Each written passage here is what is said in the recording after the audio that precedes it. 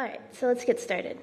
Today we're talking about Julia, which is a language for technical computing. It's also a functional language. It's JIT compiled, which means that its speed is in between compiled languages and interpreted languages. It's about 2 times slower than C or C++. So this is the main Julia website. You'll probably want to, at some point, take a look at the documentation on here, which is linked. I wish I could read the links from over here.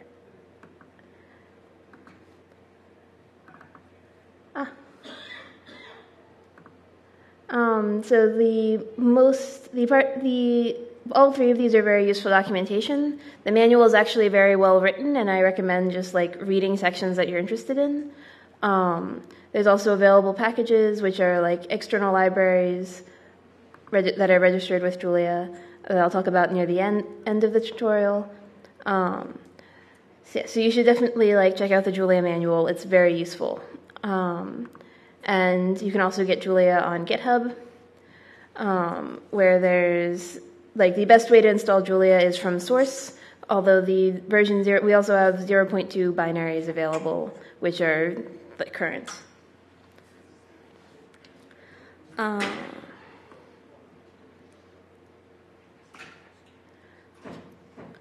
How many of you have Julia installed? Excellent. And you can get to this prompt? Cool. All right. So, sorry. Okay. Let me see if I can make that bigger.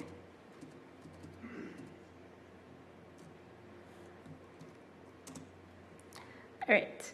So one of the things about Julia is that everything in Julia is an expression. This is as opposed to other languages where some things are statements, meaning that they don't return anything. They're just completely run for their side effects and return no value. So you type 2 at the REPL, which is read eval print loop. So it reads what you've told it, evaluates it, and then prints the result. So 2 plus 2 returns 4. And if you want to, notice that these are all this bold, bright white, the same white that I'm typing in. If I print out 2, it appears in this lighter gray font that's not bolded. This is to distinguish between the REPL printing out values that it's got returned and side effect printing, printing the standard out appears in this color, whereas the values returned appear in that color.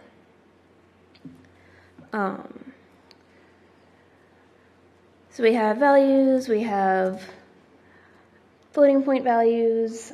You can get, if you have a floating point number, 1, you can get the next float. You can use ANS is a name that refers always to the return value of the previous expression in the REPL. And I probably wrote that wrong. Yeah. So this is because Julia uses the standard floating point numbers. There is a defined next float for every float. So you can see if you have the bits there, it'll you can watch them change while you're doing next float and previous float.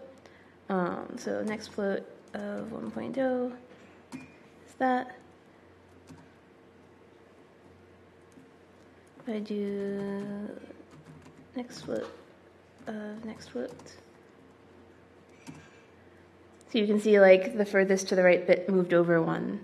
And you can watch them tick up. We also have previous float.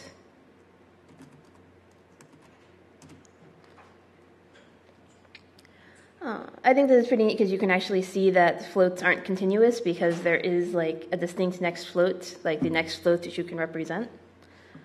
Alright, so let's get started with things that you can actually use. So we have if statements. So you if and then the condition. So 2 equal to 3.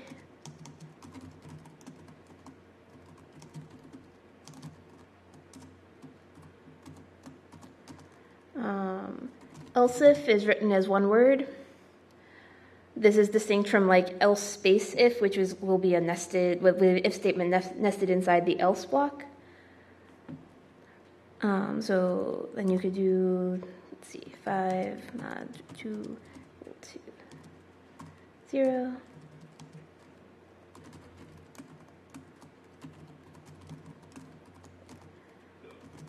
And then else block, so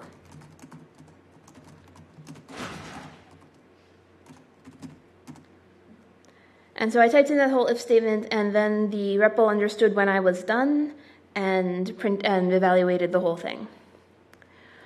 So, and the white space that I'm using is not significant. Unlike Python, we do not have significant white space. So like I can do that and it'll be fine. I can also use, I think it's not on this computer. There's some key combination you can use to add new lines into there. For some reason, Control Enter isn't working for me today. On Macs, it should be Control J. But you can edit past expressions.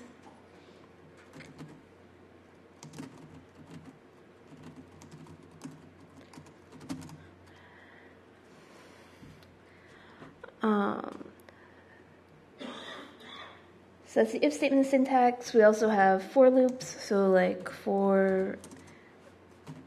if x is my loop variable, for x equals 1 to 10.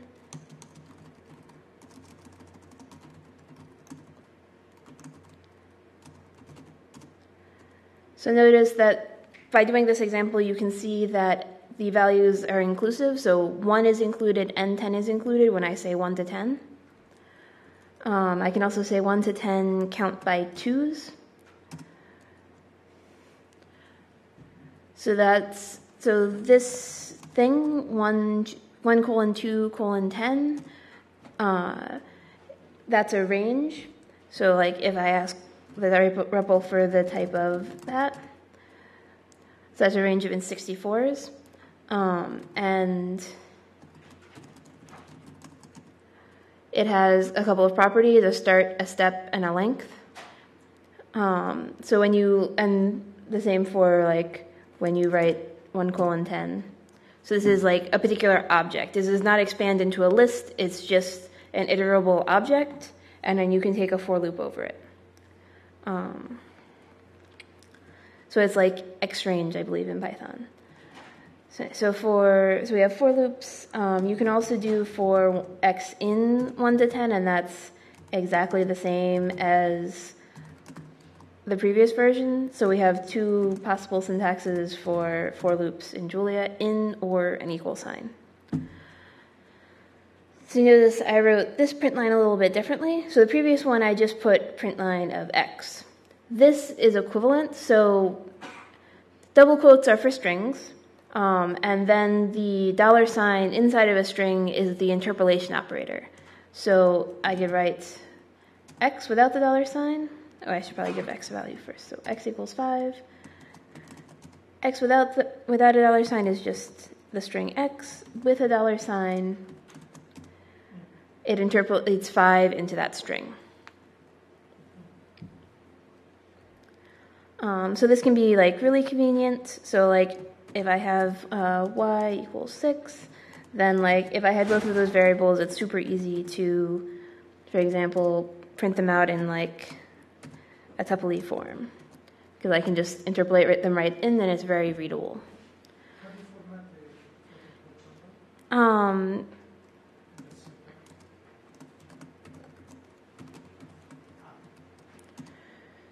So if you put it, you can put any Julia expression inside parentheses. That's just to help the parser know what it should do.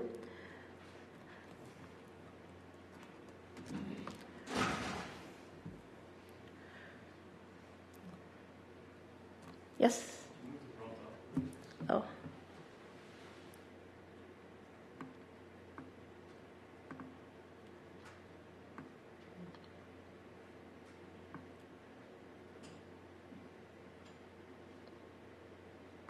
Ah.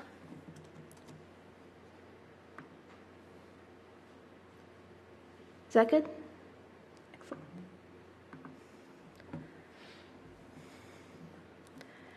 All right, so you can also, there's also an print F macro that will let you use normal string interpolation operators. So like, I believe it takes, yeah. And does Julia distinguish between integers, floats? Yeah, so like type of 5, that's going to be in 64. 5.2 will be a float 64. There's also, we have int 32s and like int 8s and 16s and everything. There's also your options are float or float 64 or float 32, or apparently float 16.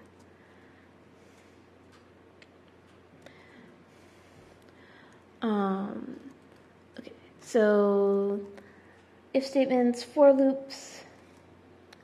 Now it's time for you, those of you with Julia installed to do an activity. In your REPL, you're going to write fizzbuzz. Fizzbuzz is like a common basic coding challenge. It just involves, it like uses your basic control structures. So the goal is to, for the numbers 1 to 100, you're going to print one line for each number. If the number is divisible by 3, you want to print out fizz. If it's divisible by 5, you should print out buzz. If it's divisible by 15, so both 3 and 5, you should print out fizzbuzz. And if it's none of those, then you should print out the number.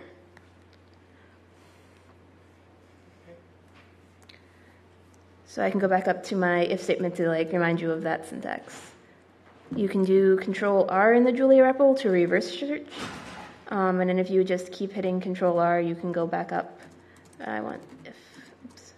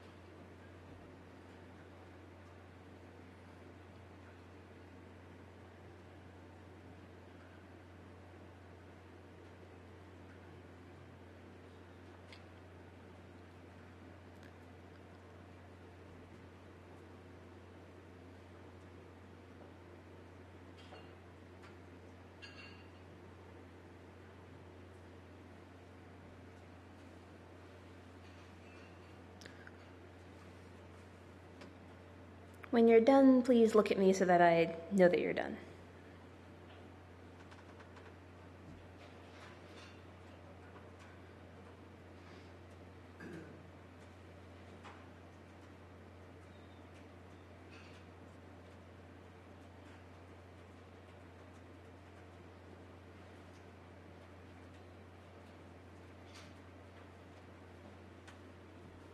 Why did it stop 15? So if it's not divisible by 3 or 5, yeah, then you print out the number itself.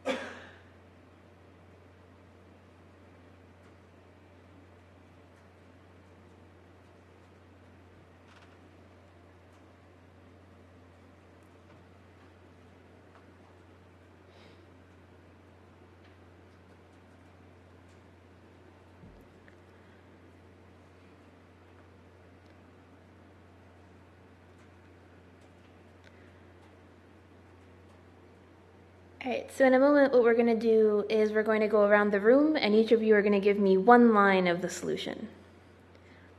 And we're going to go around in an orderly fashion from you, and then we're in the orange shirt, and then we're going to go just along the rows. Okay, for x in 1:100.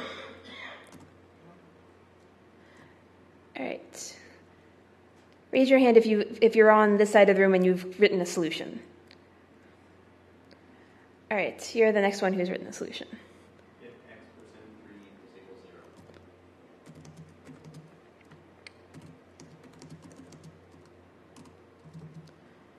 0. And behind him, If x mod 5 equals 0. I think you might have skipped a section. So we just said, oh, maybe not, sorry. I should be paying more attention. Equals 0. Okay. All right. Please raise your hand if you've completed a solution on your left side of the room. Or if you know what the next line is. Okay.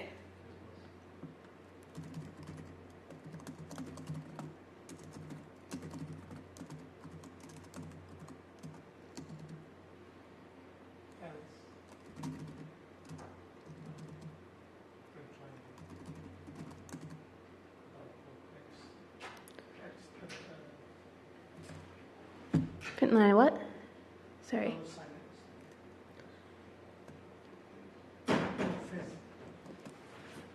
So if it's divisible by 3 but not by 5, yeah, we print fizz. Then we have an end. So else. It's print line buzz.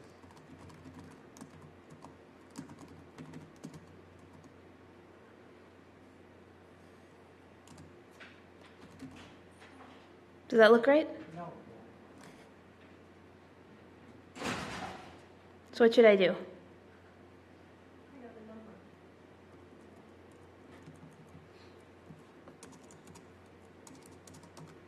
Huh? That was okay. There was another condition. Yeah. There's the 15. So 3 and 15. So maybe you want to start up with the 15. Divisible by 3 and divisible by 5 means that it's divisible by 15. You missed the case where it's divisible by 5 but not by 3. Right? Okay, yeah. So what should I put in? You change that lowest else to an else if x mod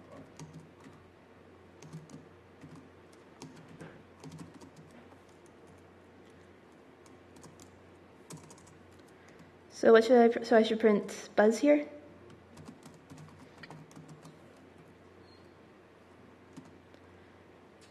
And what next? I haven't printed out the number yet. Yeah. So else print like the Is everyone happy with this version? no. Try it. We need another and, right? All right, are we good now? Yeah. Okay. All right, so I'm going to scroll back up so we can look at the first few numbers, which are usually the easiest ones to check. Okay, so 1, 2, fizz, 5 is buzz, 6 is fizz, and then when you get to 15, it's fizz buzz. It looks pretty good to me. And we got all the way down to 100. Awesome. So there must be an easy way to simplify that. I mean, there's different ways you can write it, but that's not really that terrible given that you want all these conditions in there. So now something that I might want to do is, change the numbers that I'm printing out. So maybe I only want 1 to 10. So if you want, but you don't want to like retype that all over the place in your code if you were like writing stuff in files instead of just in the REPL. So next thing we're going to talk about are functions. So there's 2 kinds of functions in Julia. There are anonymous functions and there are named functions, also called generic functions. So anonymous functions are about the same as what you have in other languages except that they don't have names. For example, there's one syntax for this which is sometimes referred to as stabby lambda syntax. So I can write this, and so that's the value of answer, because it's the previous thing in the REPL. So if I call that with 3, I should get 5. And so this is just a function that takes one argument and then returns that argument plus 2.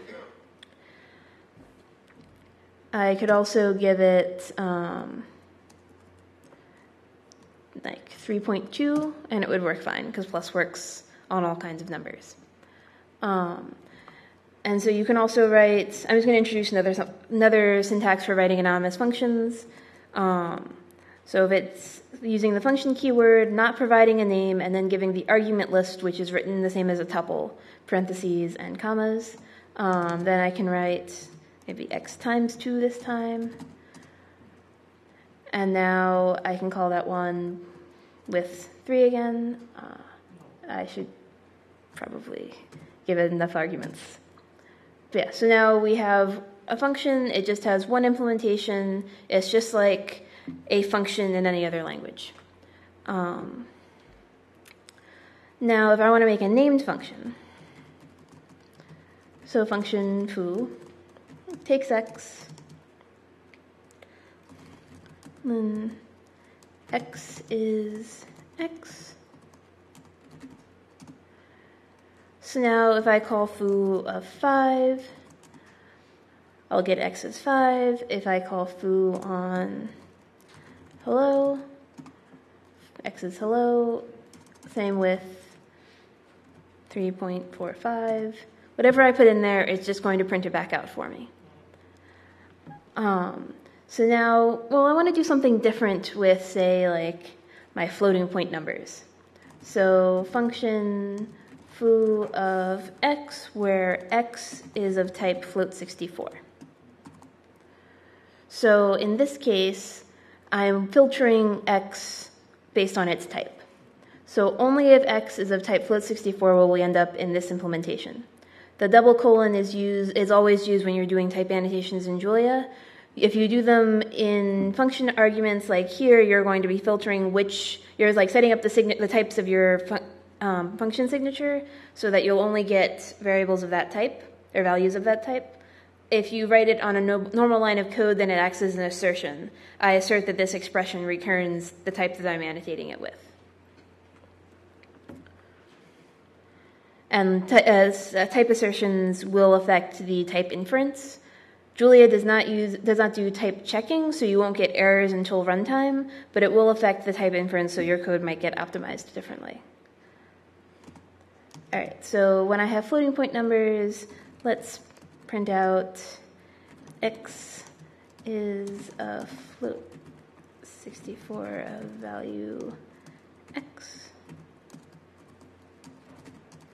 All right, so notice that now it printed out foo is a generic function with 2 methods. We can ask what those methods are. So methods called with foo will print out the signatures for our 2 methods.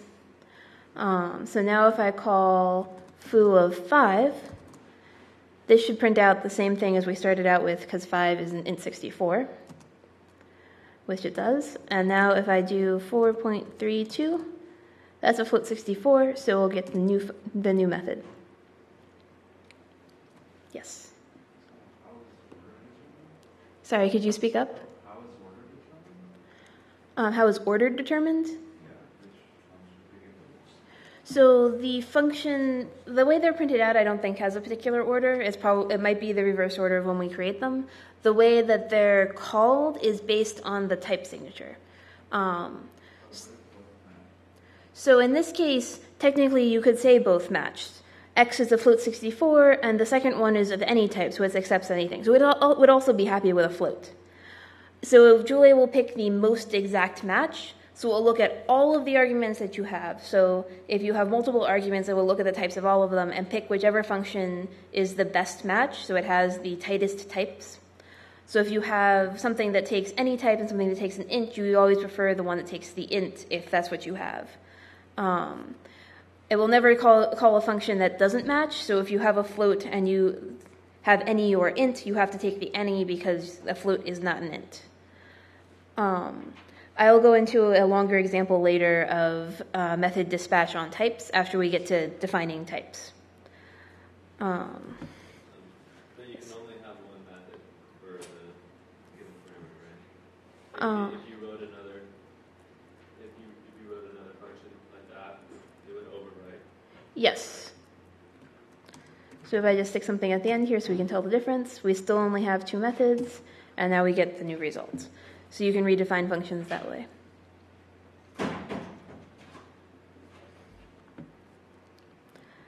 Alright, so those are I went over anonymous functions, generic functions. Generic functions are an important part of the way Julia works in general. For example, the plus function, which I've used, so our operators are still just implemented as functions. So you can implement methods of plus or times or whatever just by using that as your function name. So if I ask for the methods of plus, I'll get a lot of stuff printed out because it has a lot of methods. So this is the signature for all of these different things that you can add together. And it's important because we want very different implementations for different things. Plus is a concept that's used over a lot of different mathematical objects or a lot of different things in general. But in all of them, it sort of means the same thing, but for different objects, you do very different things. And so we can have a separate implementation of each of them. And this doesn't just apply to operators. They're not special. Any function name works the same way. So that means that when you create your own types and your own modules, you can extend functions from base, and then your types will appear to be exactly the same as the ones in base. Like there's no difference in the way they behave with any of the functions. This is useful because you can make your types iterable so that you can just call a for loop over them just by defining three methods. I believe there's start, next, and done, or is done. And it's documented somewhere, I'm sure. But once you just implement those three methods, you can do a for loop over your type and it will work the same as if it were just an array or anything from base.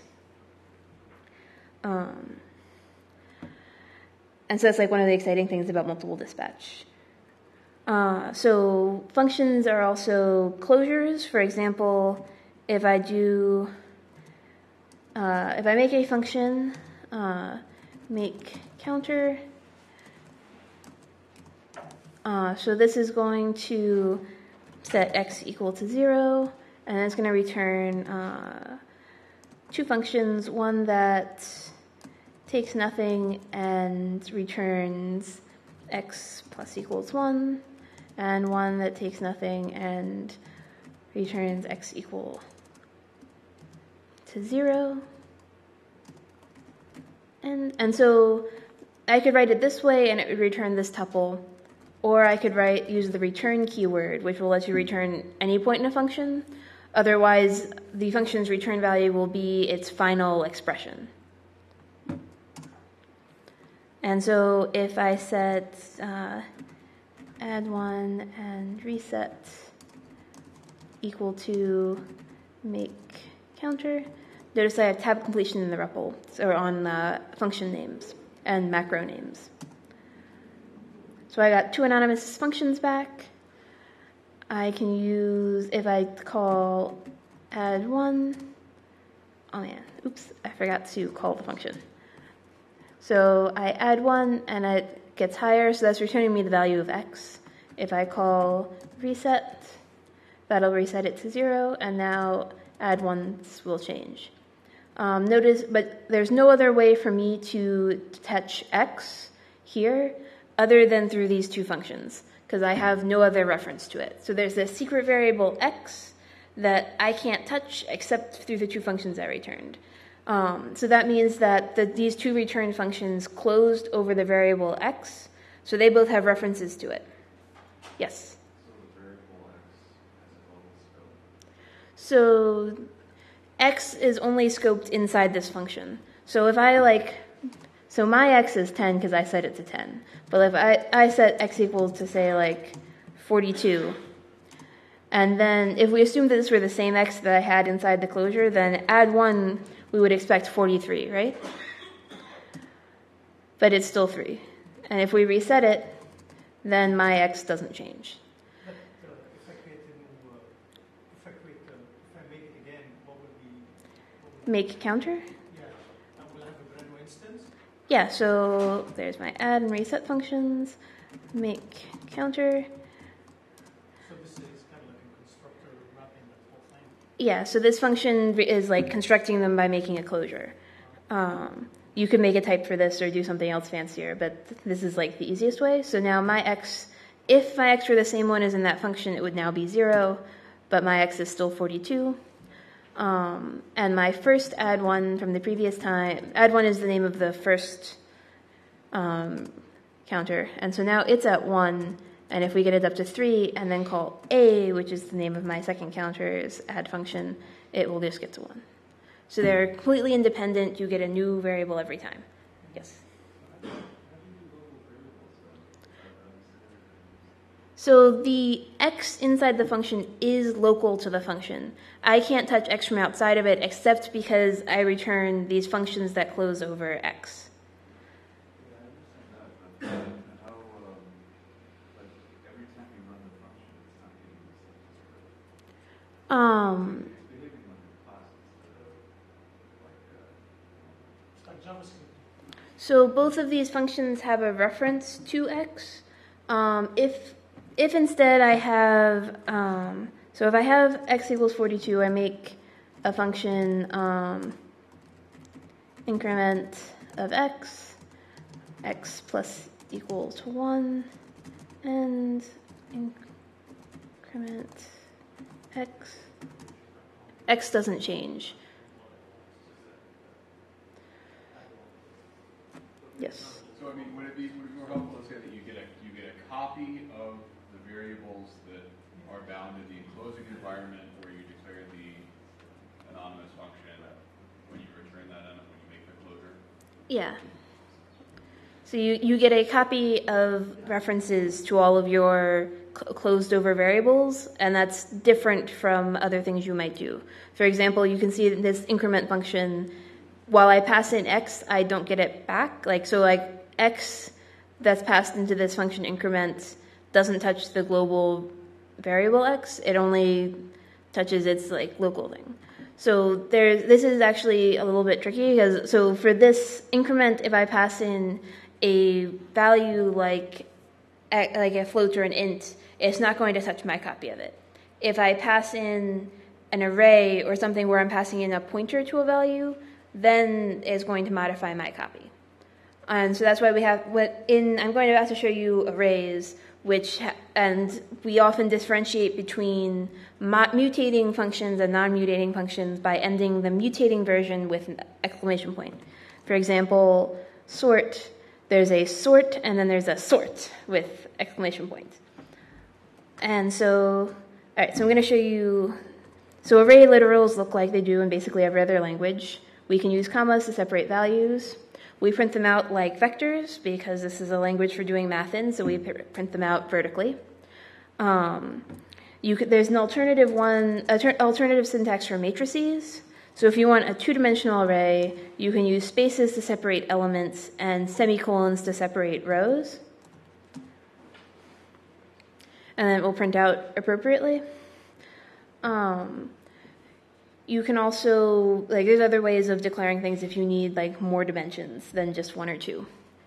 And it has ways of printing those out too. So let's see. And so we don't while it's possible, it's not normal in Julia to make arrays of arrays because we just use multiple dimensional arrays instead. In other languages, it is common to do arrays of arrays, of course. So let's see. All right, so if I take my list, and so if I make r equal to 1, 2, 3, 4. So also I can show you a list comprehension. That's easier than typing it out. So x for x in 1 to 10, or 1 to 10. So that gives me a list of all of those numbers. I don't have to make a separate for loop. I can also use an equal sign here as well, just like the loop syntax. Yes? Can you avoid printing it on the REPL if you're defining something really large? So how would you avoid printing something on the REPL? One way would be to use a semicolon. So you can use semicolons to get multiple expressions on the same line. And that way, if you just put something after it, it won't show you print the first value. All right, so now that I have a list, I think I can, let's see, so I can permute.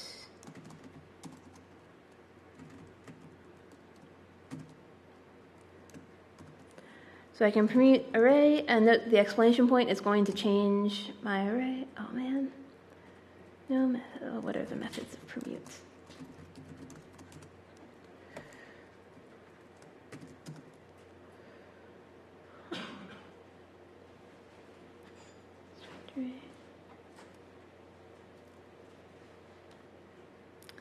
I don't know how to use the permute function, apparently.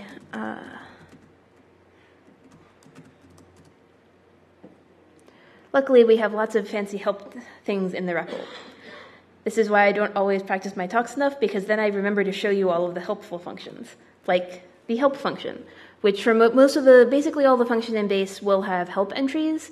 This is like the same as if you wanted to find out about a Python function and you searched for it to find the standard documentation entry. These will be the same as in the manual. They come from the same source of documentation. P.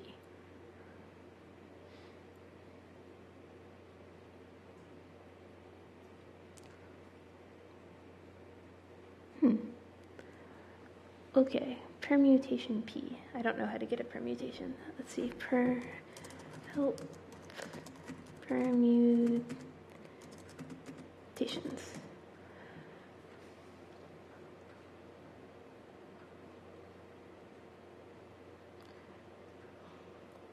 Awesome. Okay, so if I do permutations of R, then I get a permutations object, and so if I do, let's see, so if I do sub2, will that, no, permute,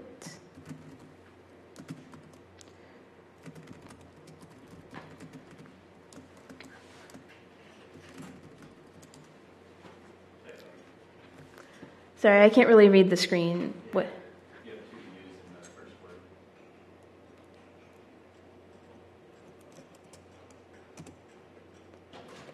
Oh man.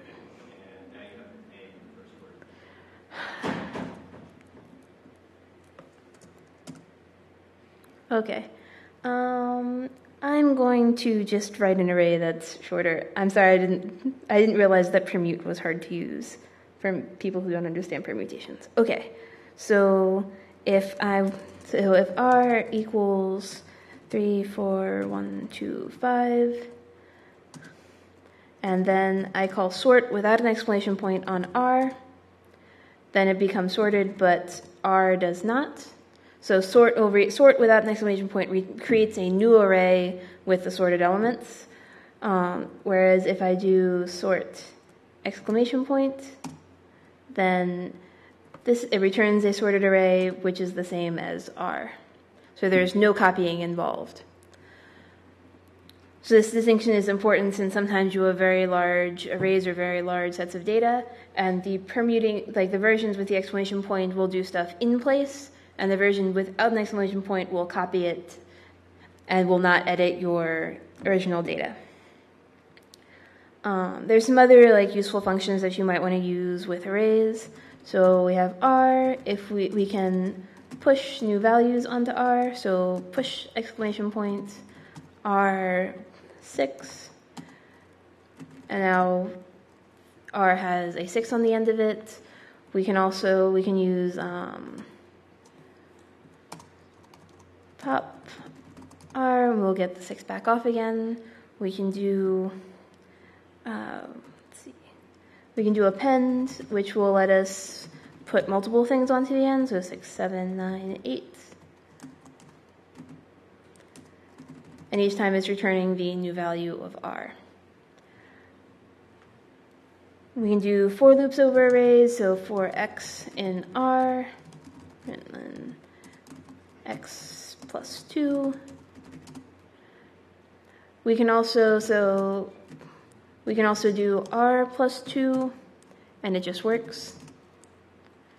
It'll give you a new value though, so R plus 2 is not the same. I think it's, is it? Nope.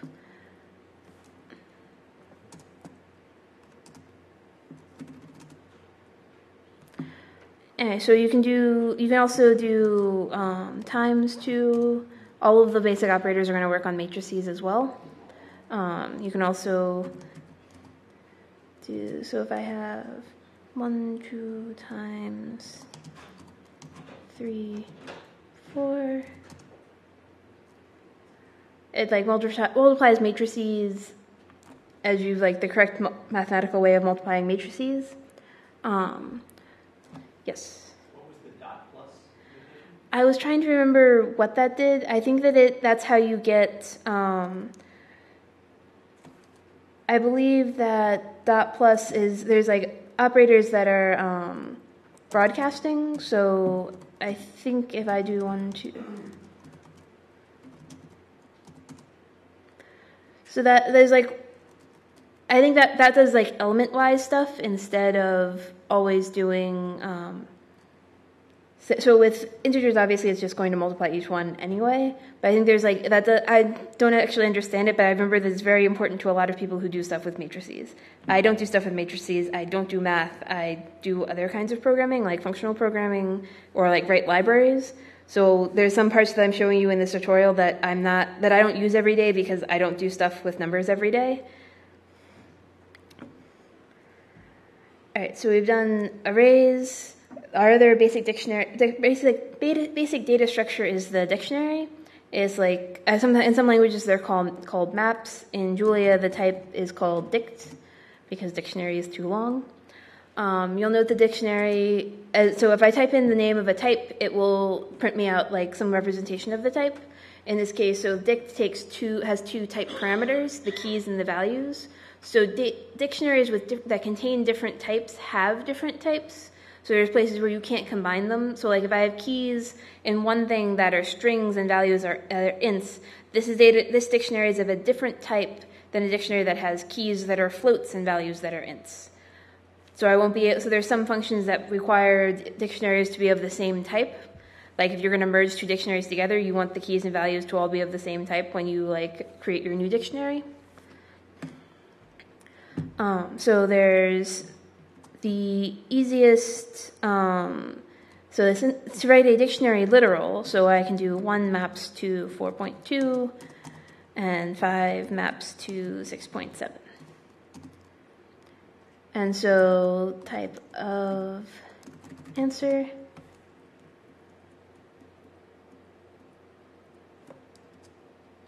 maybe, sorry, I can't read that.